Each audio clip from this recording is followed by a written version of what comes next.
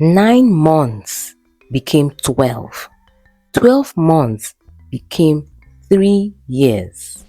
Imagine carrying a pregnancy for 3 years with the world mocking you at every turn. In this gripping tale, Ngozi, the most beautiful maiden, faces betrayal, heartbreak, and an extraordinary twist of fate that would leave you speechless. Once upon a time, there lived a beautiful maiden named Ngozi.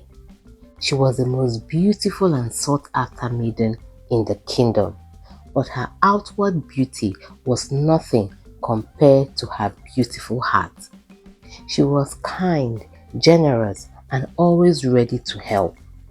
Ngozi had all the men in the kingdom and even the neighboring kingdom vying for her attention, including the prince.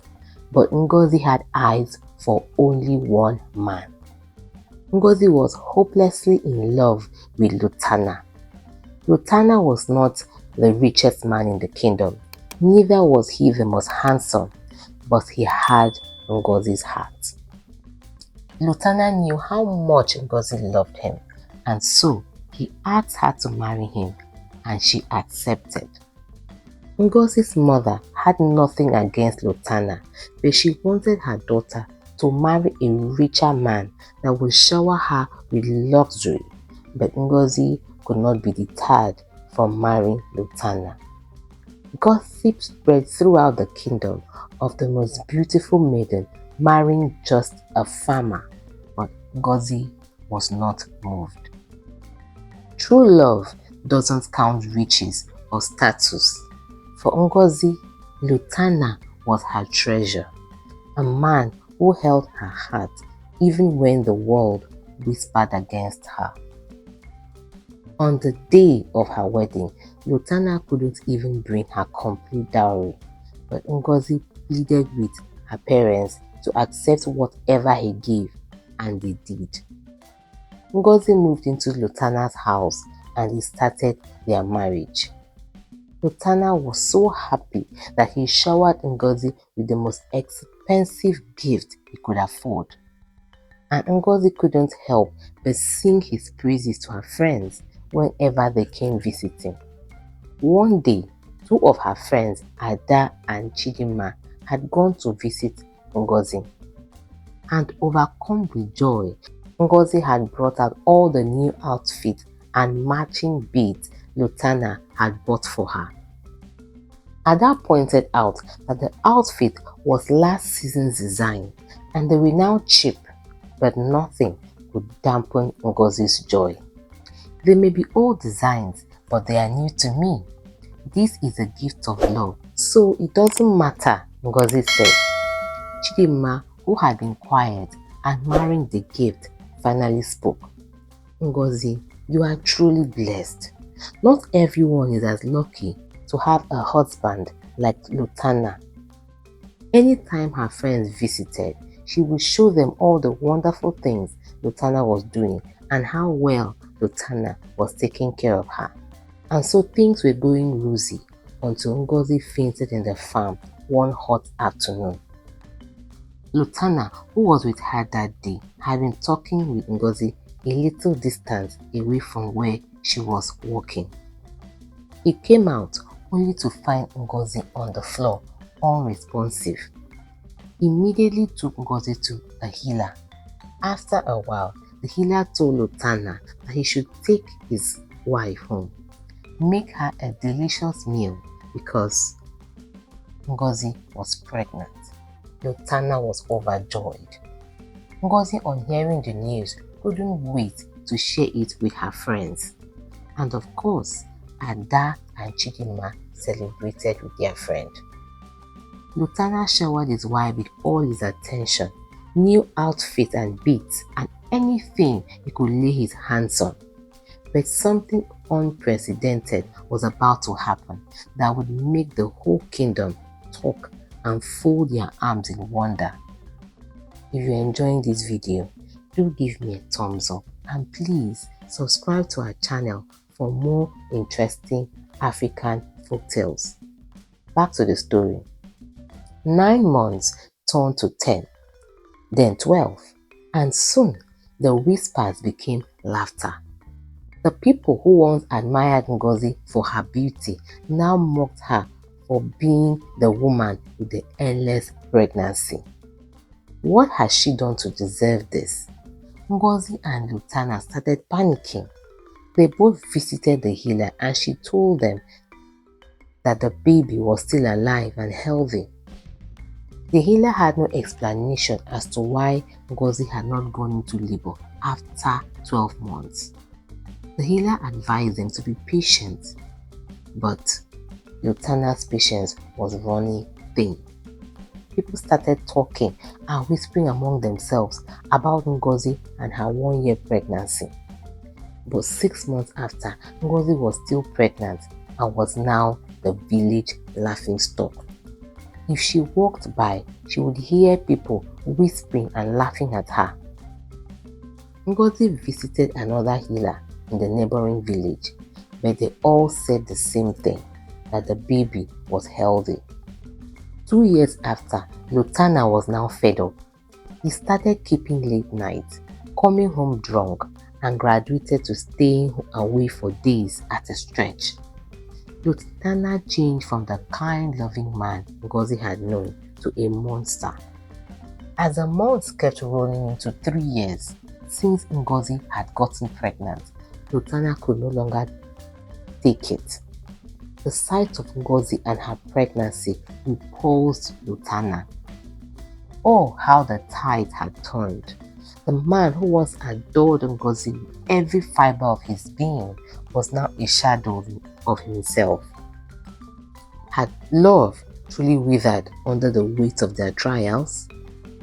One evening, Lutana suggested to his wife that since healers could not help her, they needed to visit a seer. And Ngozi, who had no choice, agreed. Immediately, they got to the seer's shrine. The seer, seeing Ngozi, told her that she is the cause of her problem and that he could not help her. Before Ngozi and Lutana could say a word, he asked his boys to take them out of his shrine, and they did. When Lutana and Ngozi came back home, Lutana told Ngozi to go in and pack all her things and leave his house. Lutana, we vow to stay by each other. Don't let this tear us apart. I love you, Ngozi begged, but Lutana insisted she must go. When Ngozi refused to leave, Lutana packed her things and took Ngozi back to her parents. Ngozi stayed indoors and cried out her eyes. She couldn't fathom what was happening to her. Life had dealt her a very hard blow, and she couldn't understand what she had done. The seer's words confused her. She had never done anyone any harm all her life. Lutana, after returning Ngozi to her parents, felt like a huge load had been lifted from his shoulders. Ngozi tried begging Lutana, but he didn't want to see or hear from her. Ngozi could not eat or sleep. The precarious situation she had found herself robbed her of her sleep and appetite. Ngozi aged overnight. The beauty she was known for was gone. One day, her mother told her that she would follow her to Lutana's house to beg him, and they went over to Lutana's house. What greeted their eyes shocked them to the marrow. Cooking in Ngozi's kitchen was one of her best friends. Chidinma was in Lutana's kitchen cooking. Ngozi asked her friend what she was doing at her husband's house, but Chidinma completely ignored Ngozi and her mother. It was as though they were both invisible to Chidinma. The sting of betrayal is sharpest when it comes from those closest to you. Chidinma, once a friend, was now a thief of Ngozi's happiness. She had made herself at home in Ngozi's house. They both sat down and waited for Lutana, and when he got back, he didn't let Ngozi or her mother talk. He simply told them that Ngozi was now a closed chapter and that he had moved on with his new wife. Ngozi was about to get on her knees to beg Lutana when her mother held her and told her that they should go back home. That night, Chioma, Ngozi's mother, could not sleep. She was so heartbroken that her daughter was going through so much. In the early hours of the morning, Chioma called her daughter and told her to follow her. Ngozi dressed up and followed her mother out. They walked for miles until Ngozi could no longer walk. They must have passed 2 villages, but Chioma encouraged her daughter that they had to keep going. Finally, they arrived at a village. Chioma stopped the first village that they met. "I'm inquiring about Ugo, the blind bat," she asked the lady, who seemed to be heading to the stream with her pot of water. "Ugo is still alive, but her temper has gotten worse. People rarely go to her. She almost blinded the last person that went there." "Thank you," Chioma said as she cut the woman off. Ngozi, on hearing what the lady had said, became worried. "This is Ugo's hut," Chidinma told her daughter as they approached a house that looked secluded and poorly maintained. "Chioma, I thought I warned you to never come back here." They both heard a voice scream out. A beautiful old woman emerged. She was clad in white with long grey hair. The old woman walked towards them and then stopped. She held out her hands, and Chioma placed her hand into the old woman's hand. The woman held onto Ngozi's mother's hand and pulled Chioma towards herself and pinched her. Chioma screamed and pulled away. "That is for keeping your daughter away from me. Why didn't you bring her to visit all these years?" Ugo said. "Come," she said, and they followed her as she walked steadily to the side of her hut where there were seats. They all sat down in silence for a while before the old woman got up and walked back into the hut. Ngozi turned to her mother. "I thought you said she was blind," Ngozi said. She was surprised that the old woman was walking around without any assistance. Ugo, the blind bat, returned and sat down. "Chioma, no matter how far a man runs, they can never outrun their destiny," the old woman said. "Take this egg," she said, and brought out an egg. "First thing in the morning, boil it and give it to your daughter to eat.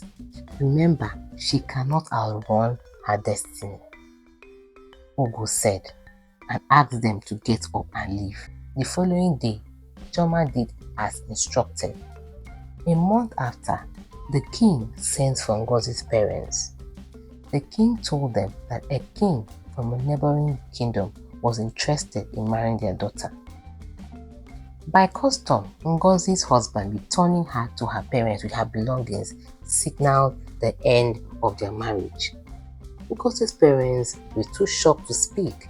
They tried explaining to the king that their daughter, though no longer married, had been pregnant for the past 4 years. The king told them that the king of that village had seen Ngozi. He had carried out his findings and was still interested in marrying her. Ngozi met with the king and was surprised to see a young, kind man. She was surprised and wondered why the king wanted to marry a pregnant woman who had been pregnant for years. But then she remembered the words of the blind bat. She wondered if marrying the king was her destiny.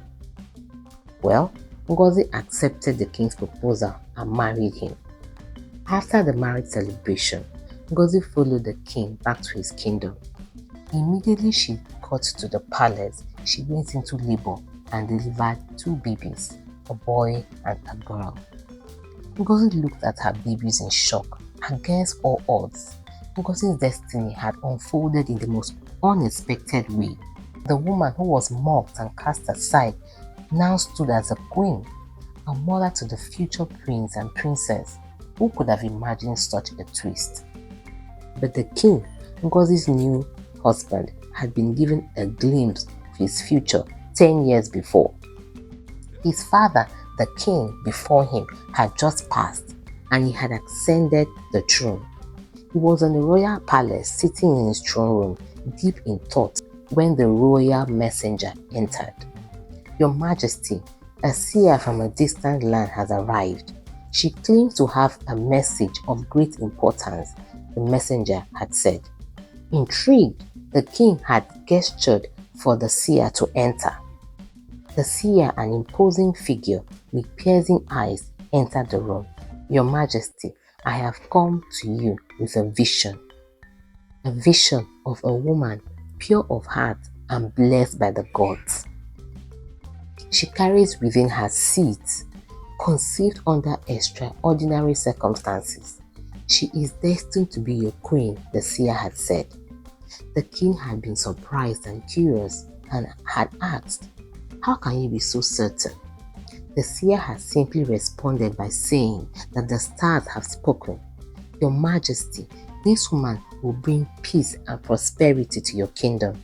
Trust in destiny and embrace her," the seer had said before leaving.